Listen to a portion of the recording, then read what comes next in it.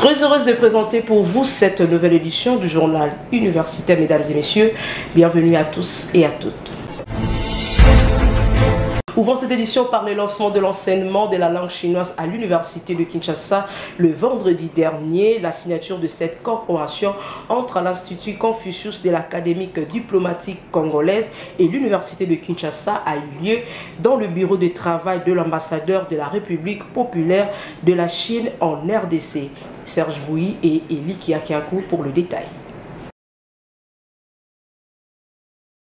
C'est au cours de cette cérémonie de signature de partenariat entre l'Institut Confucius de l'Académie diplomatique congolais et l'Université de Kinshasa que les enseignements à la langue chinoise ont été lancés au sein de cet établissement de la République démocratique du Congo. Prenant la parole, le premier représentant de l'Université de Kinshasa, le professeur ordinaire Jean-Marie Kayembe Tumba, a rassuré la mobilité des enseignants de l'Institut Confucius qui dispenseront de leçons à cette langue à l'Université de Kinshasa. C'est vraiment la coopération dont je souligne le caractère mutuellement respectueux de notre collaboration avec elle. Nous sommes convaincus qu'il y aura un afflux et peut-être même plus de place à l'école de langue de l'UNIKIN pour apprendre à travers l'Institut Confucius la langue chinoise. Excellence, Monsieur l'ambassadeur, c'est pour moi l'occasion de formuler de manière évidente un accompagnement dans le sens d'assurer la mobilité pour les enseignants qui viendront pour dispenser les leçons de langue chinoise chez nous, mais également le renforcement des capacités structurelles, matérielles de cet Institut Confucius, l'école de langue à la faculté de lettres. À son tour, l'ambassadeur Zaobin a insisté sur l'essentiel du contenu de cette coopération qui vise à promouvoir l'enseignement de la langue chinoise en RDC. Il convient de signaler que cette cérémonie s'est clôturée dans un climat de paix.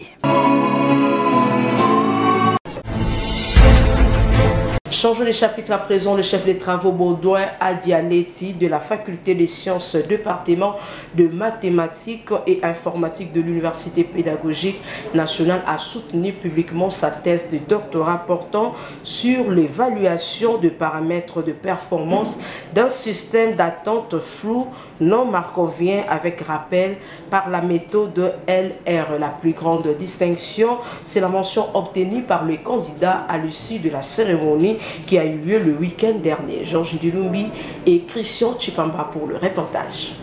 Évaluation de paramètres de performance d'un système d'attente flou non markovien avec rappel par la méthode LR, c'est le sujet de la thèse de doctorat soutenue publiquement par le chef des travaux Baudouin Adialeti Mawa au cours de cette cérémonie présidée par le secrétaire général académique de l'Université pédagogique nationale au nom de la rectrice. Dans son argumentaire, les candidats issus de la faculté des sciences, département des mathématiques et informatique de l'UPEN a laissé entendre que divers outils mathématiques comme les transformés de la place floue et les fonctions génératrices de probabilité ont été combinés à l'arithmétique floue LR restreinte à l'approximation séquente pour arriver à effectuer cette évaluation et le résultat obtenu sont notamment l'évaluation de paramètres de performance du modèle flou standard par la méthode de transformer de la place floue, la comparaison du système avec rappel au modèle standard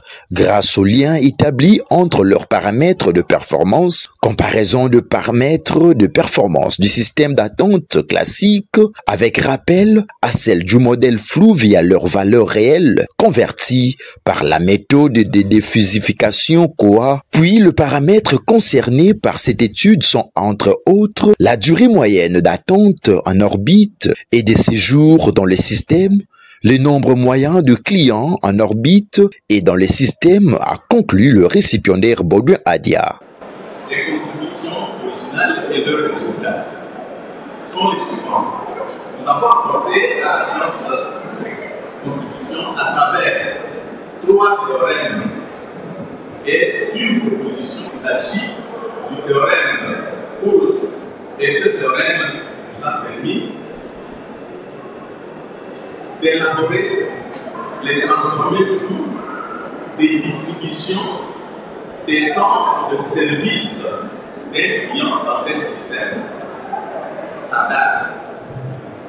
Et ces deux transformés sont là.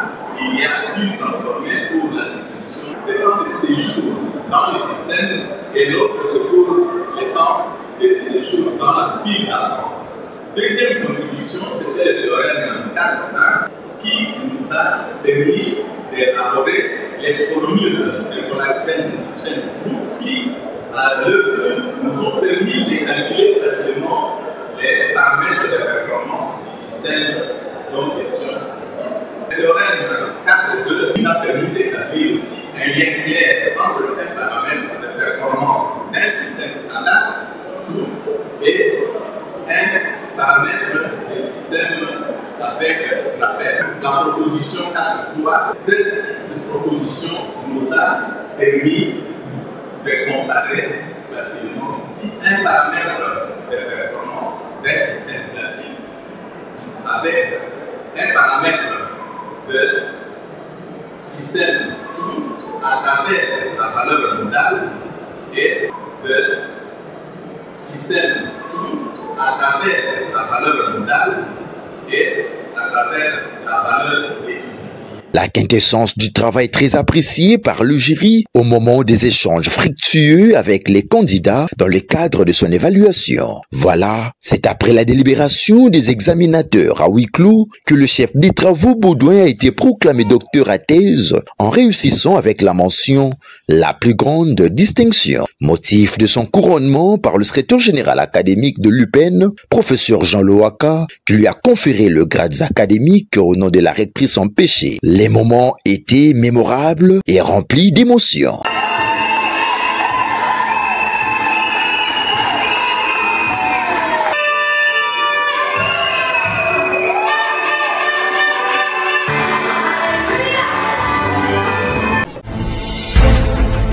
Inauguration du nouveau centre de recherche en économie mathématique de l'université protestante au Congo par le recteur de cette institution universitaire.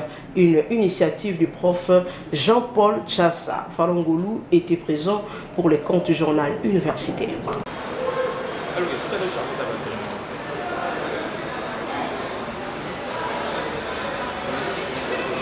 C'est le professeur révérend Robin Kwim Bibibikan, recteur de l'université protestante au Congo, qui a procédé au lancement officiel et à l'inauguration du centre interuniversitaire de recherche en économie mathématique, CIREM en sigle, ce samedi dernier en présence des chercheurs, professeurs, économistes et étudiants venus pour la circonstance. Aujourd'hui, c'était l'inauguration du centre interuniversitaire de recherche en économie mathématique à l'université protestante du Congo. Vous avez vous-même la salle et ces petits savants qui ont suivi la formation, ces 52 étudiants pour la recherche. Donc l'impression formidable que l'UPC ouvre à travers ces centres déjà un go pour toutes les recherches. Déjà nous faisons des recherches, mais là il y a un centre bien équipé où les chercheurs viendront pour l'économie mathématique. Non, je suis content, je félicite le directeur du centre, les professeurs qui ont cette idée et ceux qui ont mis la main dans la pâte pour réhabiliter cette salle de classe. Très satisfait, le professeur Chamba Bakengele, secrétaire général à la recherche de l'UPC, a félicité l'initiateur de ces centres, le professeur Jean-Paul Chassa, et estime que le futur appartient à ceux qui osent chercher. De son côté, le professeur Jean-Paul Chassa, directeur et initiateur de ces centres, a fait savoir que ces centres a pour objectif de promouvoir l'excellence académique au travers de la recherche scientifique, afin de rendre le service à la communauté, bien que le constat est que la recherche en République démocratique du Congo est orphelin. Ce centre a été créé par une décision rectorale en date du 7 août 2024. Il s'agit donc d'une initiative qui a été portée notamment par les recteurs ici présents et qui nous a encouragés à poser les premiers pas.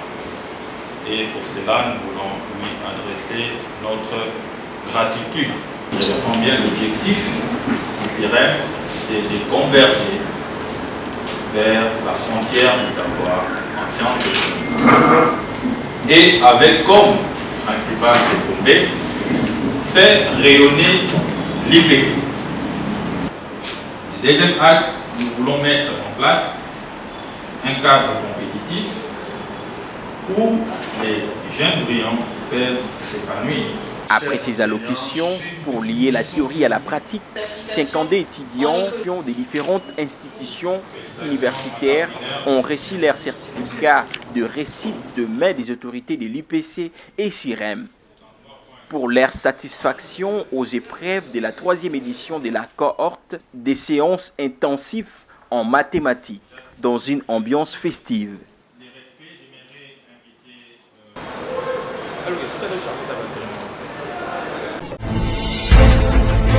L'Institut supérieur technique Songwa continue à inscrire de nouveaux étudiants dans toutes ses filières pour l'année académique 2024-2025. Suivez.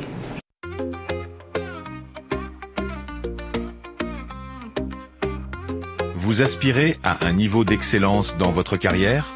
L'Institut supérieur technique Songwa, ISTS, vous invite à rejoindre sa première promotion de master. Notre système LMD est conçu pour vous préparer à devenir des experts dans votre domaine, en licence et maintenant en master. Profitez d'une formation intensive, alliant théorie et pratique, dans des disciplines variées. Que ce soit en sciences de la santé, en gestion économique ou en technologie, nos programmes sont adaptés aux exigences du marché. Nos professeurs expérimentés sont là pour vous guider tout au long de votre parcours. Ensemble, construisons votre avenir. Inscrivez-vous dès maintenant pour profiter de la première promotion master et donner un coup d'accélérateur à votre avenir professionnel. Visitez notre site www.ists.ac.cd ou contactez-nous sur WhatsApp +243 98 17 85 776. Institut supérieur technique Songwa, le master qui fait la différence dans votre carrière. Notre adresse, numéro 443, 11e rue Limété, quartier industriel. Parlons à présent de la reprise des activités académiques à l'école doctorale de l'Institut supérieur d'architecture et d'urbanisme le vendredi 14 février, témoin de l'événement Geresland. C'est par le mot d'ouverture du secrétaire général académique de l'Institut supérieur d'architecture et d'urbanisme de Kinshasa, le professeur Wache Chilumba, qu'a débuté cette cérémonie de la reprise des activités académiques de l'école doctorale de l'USAU pour l'année académique 2024-2025. Prenant la parole, le coordonnateur de cette école doctorale, le professeur Chiswa Kangalula, a dans son speech donné l'importance de cette école doctorale. Ainsi, l'ISAI se devait de réagir pour éviter l'extinction de l'espèce professorale.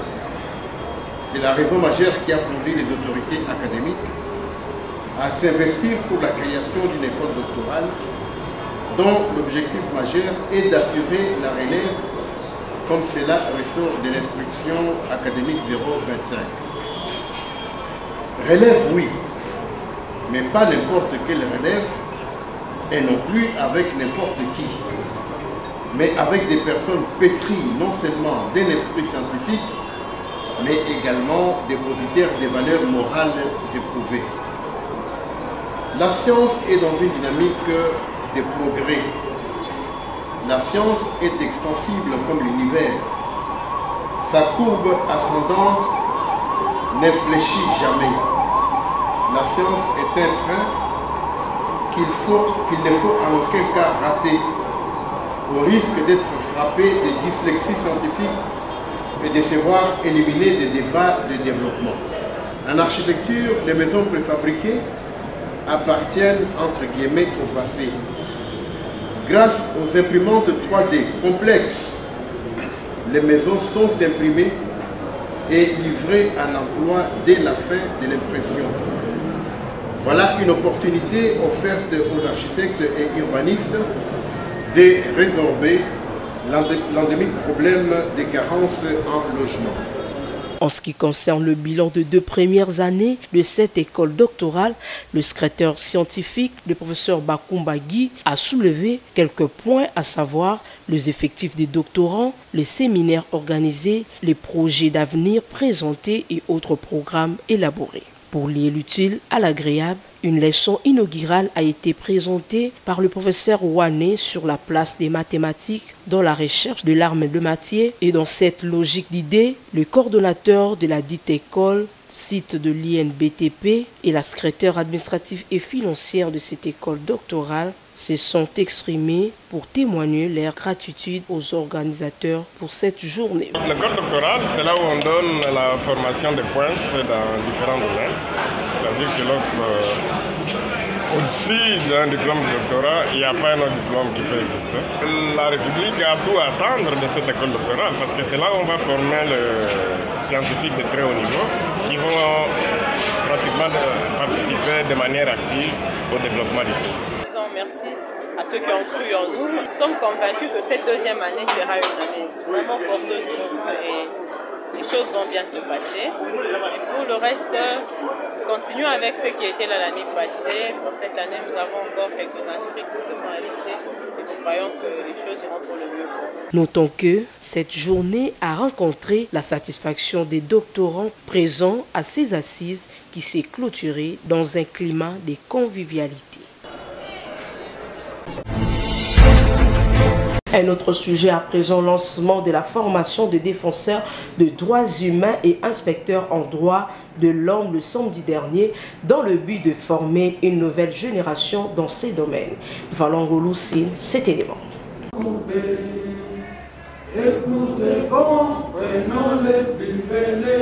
Je déclare officiellement ouverte cette formation et vous souhaite un apprentissage enrichissant et engagé.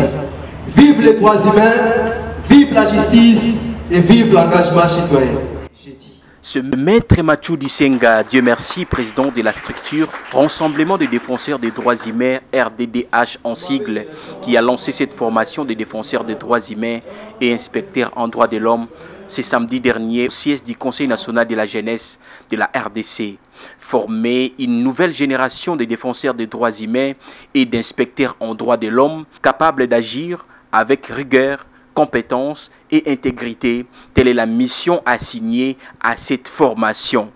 Nous dit Maître Mathieu Disenga, Dieu merci, officier supérieur des droits de l'homme.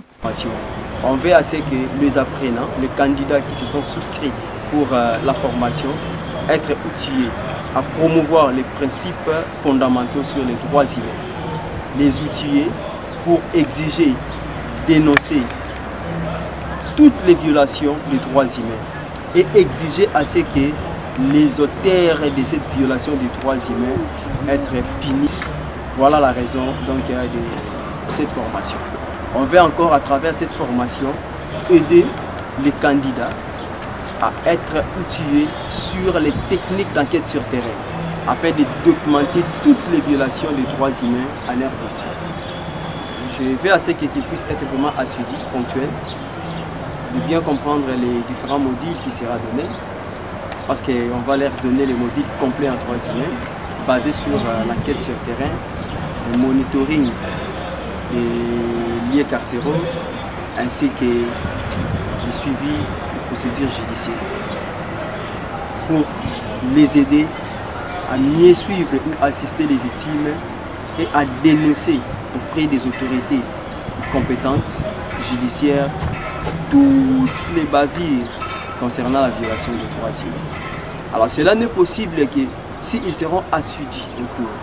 Avec le soutien des PNID, RDC, le BCNIDH, la CNDH, la LISADEL, le Centre Cartel et la BGFIBAN.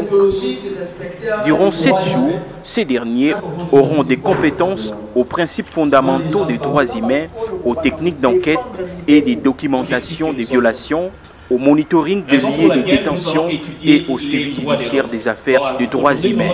Débuté ce samedi 15, cette formation sera clôturée le vendredi 21 février 2025.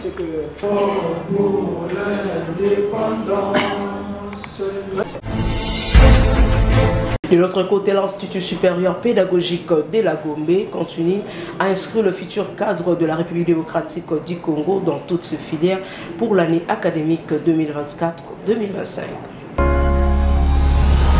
Former des cadres, les élites et porteurs du changement dans la société congolaise reste une priorité pour l'Institut supérieur pédagogique de la Gombe. L'ISP Gombe, un établissement universitaire de grande renommée, inscrit les nouveaux étudiants pour l'année académique 2024-2025. Chères étudiantes et étudiants, amoureux du savoir, venez vous inscrire à l'ISP Gombe dans les filières suivantes: lettres et sciences humaines, sciences exactes, options biologie et techniques appliquées, physique-chimie, physique informatique, sciences commerciales administratives, informatique et gestion des entreprises, sciences et techniques d'accueil, options hôtellerie et restauration, accueil et tourisme. Vous avez deux possibilités d'étudier. L'ISP Gombe organise ses enseignements en 2 vacations, soir et jour, selon les normes du système licence, master et doctorat. À l'ISP Gombe, c'est la qualité et l'excellence dans tous les domaines de la formation. Nous sommes en plein centre-ville, précisément au croisement des avenues Père Boka et Kisangani dans la commune de la Gombe. Référence: Centre culturel Boboto. Hâtez-vous car les places sont limitées.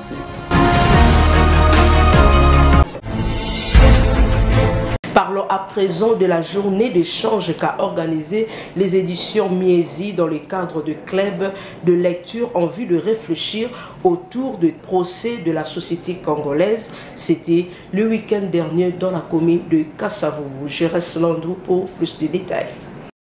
C'est autour du titre de l'ouvrage publié par le professeur Jean-Paul Yawidima Nzambi sur le procès de la société congolaise que les participants ont cogité au cours de cette rencontre convoquée par la maison d'édition Miesi. Dans son speech, l'orateur du jour, professeur Yawidi, déplore le comportement de certains Congolais qui font preuve d'attachement et d'amour à d'autres pays que les leurs. Il fustige également la destruction de l'école et l'hégémonie internationale. La nourriture de l'intelligence, c'est la lecture des livres, celle du corps, c'est les aliments, et la nourriture de l'esprit, c'est la parole de Dieu, a enrichi les modérateurs. D'où la nécessité de nourrir non seulement le corps, mais également enrichir l'esprit et l'intelligence, car sans lecture, on ne peut pas accéder à un grand niveau de savoir. La traite négrière, la dictature, la musique sont parmi les causes instigateurs du comportement enfantin dont font montre les Congolais dans la société. C'est pourquoi le professeur Yawidima Nzambi invite tout Congolais à la raison en étant conscient de son existence et son apport au développement de la RDC, en lieu et place de rester à la merci de ceux qui nous agressent, volent et massacrent. Je ne cesse de revenir sur le contenu de mon livre « Procès de la société congolaise » pour que chaque Congolais puisse se remettre en question et voir dans quelle mesure il doit se lever pour construire son pays. Et je viens d'indiquer à la COP de l'assistance que les Congolais correspondent exactement à cet élève qui a obtenu 0 à une évaluation pédagogique. Au lieu de se soucier de sa note 0 et voir dans quelle mesure il doit trouver des solutions, il préfère, lui, se renseigner auprès des autres aussi, quelles notes ont-ils obtenues. Et son voisin de gauche lui dit, j'ai obtenu 0. Le voisin de droite lui dit, j'ai obtenu 0. Et celui qui est derrière lui dit que j'ai obtenu 0. Et il pense que le fait que 0 soit obtenu par tout le monde, que 0 est devenu une qualité. C'est pour cela que je dis, les Congolais doivent revenir à lui-même. Non seulement, je ne dis pas que le Congolais n'est pas intelligent, je ne dis pas que le Congolais n'est pas créatif, mais je dis qu'il se pose chez les Congolais le problème de son être. Son être, sa personnalité n'a pas connu une évolution normale. Une brillante intervention qui a suscité la curiosité des participants qui se sont livrés au jeu des questions et réponses avec le professeur Yawidi. Une ambiance purement patriotique et consciencieuse a mis fin à cette grande activité. D'un sujet à un autre, la structure dénommée 2B a organisé une journée d'échange dans le cadre de la promotion de l'entrepreneuriat en milieu estudiantin en présence du ministre de l'Industrie et Développement de petites et moyennes entreprises. Un élément signé Valongolu et Nenewamenga. Promouvoir l'innovation en milieu estudiantin C'est le thème des ateliers, expositions et remises des prix que la structure d'IBI a organisé au Centre culturel et artistique pour les pays d'Afrique centrale à Kinshasa, capitale congolaise. Une initiative de Dr JC Diambilay qui prône l'entrepreneuriat en milieu universitaire. Diambilay Business Center s'est donné pour mission d'accompagner la jeunesse vers l'autonomisation économique en faisant de l'entrepreneuriat une voie d'excellence. Pour y parvenir, nous devons créer des conditions propices pour permettre aux étudiants de rêver, d'oser. D'enseignement supérieur de l'industrie et du développement des petites et moyennes entreprises a lancé ses projets qui est en sa première édition en ces termes. Nous avons commencé ce concept d'étudiants entrepreneurs parce que nous pensons que les étudiants ont suffisamment de talent aussi en affaires. Et ils ne doivent pas nécessairement attendre d'avoir un diplôme d'université pour compter leur premier $1 000 000. Ils peuvent le compter aussi tout en état étudiant, comme on voit dans d'autres pays. Maintenant, il faut ce dialogue, il faut cette communion des intelligences et mettre les ressources nécessaires pour les encadrer et leur permettre de pouvoir réaliser leur plan d'affaires. C'est dans ce cadre que nous sommes ici, pour les écouter, certes, mais également pour les encourager et voir comment nous allons cheminer ensemble. Outre les ministres, le directeur général de l'autorité des régulations de la sous-traitance dans le secteur privé à respect en sigle Miguel Kachal Katembe estime que la seule façon de réduire la pauvreté en RDC est de créer des richesses par l'entrepreneuriat. Le chef de l'État aujourd'hui, qui est le parrain de l'entrepreneuriat en République démocratique du Congo, veut voir les jeunes se développer, mais aussi que les jeunes ne soient pas toujours des demandeurs d'emploi, mais que les jeunes soient aussi des créateurs d'emplois. Vous le savez, dans notre pays, nous avons plus de 1000 partis politiques et la seule façon de pouvoir résoudre tous ces problèmes, parce que qui dit 1000 partis politiques, c'est 1000 problèmes aussi à résoudre. Donc la seule façon de pouvoir résoudre ou diminuer la pauvreté dans notre pays, c'est à créer des richesses. Et on crée des richesses, on n'invente pas des richesses, mais on crée des richesses. Au nom de tous les étudiants de la RDC, le président des étudiants de l'INIKIN a remercié les organisateurs et lance un message. Au nom de la communauté estudiantine de la République démocratique du Congo en général, c'est ainsi pour moi l'occasion d'exprimer aujourd'hui que nous, étudiants, nous sommes bien plus que des apprenants. Nous sommes les bâtisseurs de demain, nous sommes les innovateurs et nous sommes les futurs acteurs du développement durable de ce pays. Cette activité s'est clôturée avec la visite des stands de jeunes innovateurs dans une ambiance totale.